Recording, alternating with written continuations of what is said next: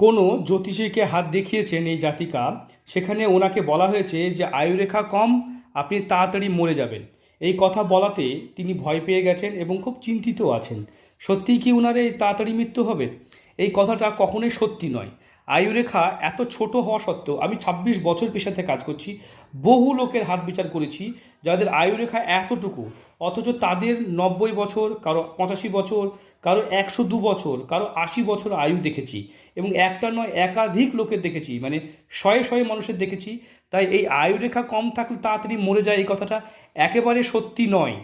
আয়ুরেখা কম থাকলে কি হয়, মনের জোর, আত্মবিশ্বাস কমে যায়। যে কেউ তাকে কনফিউজ করতে পারে, বারবার তার বোকা হতে হতে হয় পারে। তাই আয়ুরেখার প্রতিকার করে নেওয়া ভালো কথা, এটা বুদ্ধিমানী কাজ, কিন্তু তার মানে যে তাড়াতাড়ি মরে যাবেন এই কথাটা কখনোই সত্যি নয়।